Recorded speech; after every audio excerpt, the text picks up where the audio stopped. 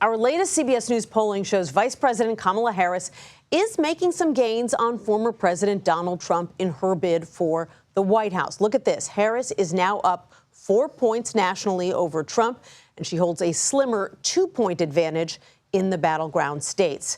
Today, Trump is back in Pennsylvania for a policy roundtable with farmers and then a rally later tonight.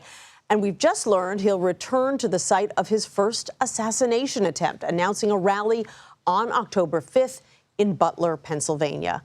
The vice president is expected to focus on the economy and foreign policy this week. But today, Second Gentleman Doug Emhoff hit the trail for the Harris-Walz campaign, speaking at 2 events in San Antonio. Aaron Navarro is covering the Harris campaign for us tonight here in Washington, and Libby Cathey is traveling with the Trump campaign in Pennsylvania. Libby, let's start with you. Today, former President Donald Trump is back in Pennsylvania. What was his message to voters there? Yeah, good afternoon, Nancy, or good evening, I should say. His message in Smithton, Pennsylvania at that farming roundtable, former President Trump said he will protect the American farmer. He also talked about tariffs. We hear this from the former president a lot. And he put the company John Deere on notice at that event by name, the iconic American tractor company, and said that they will have a 200% tariff on any goods they make in Mexico that are imported into the U.S. Of course, we've been reporting for a while now that economists say that those costs could be passed on to the American consumer. But Trump also saying at that policy roundtable that he would move to make these tariffs in action without the support of Congress potentially. So definitely a policy farming focused message this morning in Smithton, but now this afternoon in Indiana, Pennsylvania, we're at this college basketball stadium. The message I'm told Trump will be delivering here tonight is to get out the vote with 43 days to go. Aaron, the economy, as Libby was just describing, has been front and center for these candidates throughout the campaign. And we're now getting some indication in our new CBS News polling that actually Vice President Harris is finally starting to benefit from an improving economy. How is the campaign reacting to this? That's right. It's now a 6-point gap between Harris and Trump among voters who say the economy is a major factor. If you look at August, that was 13 points. A lot of those things that were factors you mentioned were out of Harris's control. Gas prices are going down, inflation rate remaining steady, the interest rate being cut. But you are seeing the Harris campaign lean on issues that I'm told by operatives in swing states are important factors on the economy. Grocery prices, one, acknowledging that they're too high, saying that they'll crack down on those, and we've only heard the specific price gouging idea from Harris so far. We'll see if she makes more remarks on Wednesday. And also housing affordability. That's been a big part of Harris's economic plan.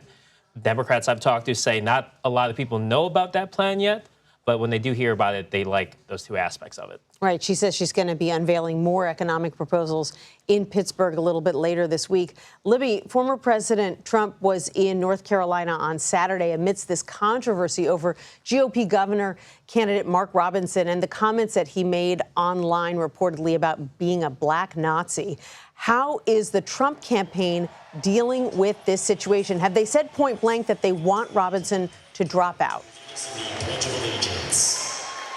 Yeah, the Trump campaign, Nancy, so far not calling on Robinson to drop out. We are not expecting them to. Trump, like you said, was in North Carolina this weekend, did not appear with Robinson amid the CNN reporting, although at past rallies in the state, Trump has had Robinson up on stage with him. Corey Lewandowski, a Trump advisor, did an interview with CNN this weekend, and he said they're not focused on Mark Robinson. They're focused on winning a presidential election. He rejected any idea that Robinson could bring Trump down the ticket. They view the presidential race as its own entity in North Carolina and every battleground state for that matter. But I think we can expect the Trump campaign to distance themselves from Robinson, even if they aren't explicitly saying that. For instance, J.D. Vance is in the state today, has an event, has not appeared with Mark Robinson, who is also back out on the campaign trail in that state today. And Trump, knowing this state is important, already returning to North Carolina later this week. We will be there with him on Wednesday, Nancy. And the Harris team equally determined to prevent Donald Trump from creating any distance between himself and Mark Robinson. They're already airing ads about it. That's right. They're looking to tie him to Mark Robinson in the state. And especially they think that it can help with inroads with moderate Republican voters as well as black voters in that crucial swing state. Vice President Harris was on the fundraising circuit this weekend. They said that she raised $27 million on Sunday alone. And then she once again challenged Donald Trump to a second debate. Let's listen to both what she had to say and what he had to say about that this weekend. Join me on the debate stage. Let's have another debate. There's more to talk about, and the voters of America deserve to hear the conversations that I think we should be having on substance, on issues, on policies. What's your plan? What's my plan? And we should have another one before Election Day. It's too late to do another. I'd love to in many ways, but it's too late. The voting is cast. So Trump says he's not going to do it. That he's been fairly consistent on that front for a couple of weeks now. Why does the Harris campaign keep pushing it? From talking to Democrats and those supporting the campaign, it's a couple of reasons. One, the fact that she's projecting so much confidence.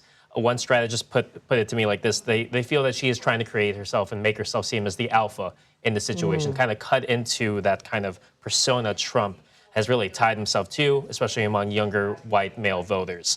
The second part is this is a big platform for her to get her message out. And there's probably the only one left in the 43 days until the November election day. There's no other big place for her to be and really get her message out, talk about her policy plans. And that's not a debate stage. They're obviously confident that she can take him on and win again, should that actually happen. And Trump says there's no time. Obviously, there is time. Have you gotten any sense from your talks with the Harris campaign that they actually think there might be a chance that this debate could happen? They pointed to kind of some of the back and forth Trump had before that first debate, whether he would pull out because of the moderators, whether he claimed that it was rigged before and would try and discredit it and make his supporters think that it wasn't going to be a fair debate anyways. They're operating in the same kind of headspace, thinking Trump is a bit unpredictable. We'll see, but they're obviously pushing for one. Yep. Oh, well, we'd love to have one. So, Aaron Navarro, thank you so much for that reporting, and Libby, Cathey as well. Thank you. And a quick programming note, join us here on CBS News 24/7 early on October 1st at 4 p.m. Eastern for a special vice presidential debate edition of America Decides, live from New York City. CBS News will moderate the debate and bring you coverage all evening long.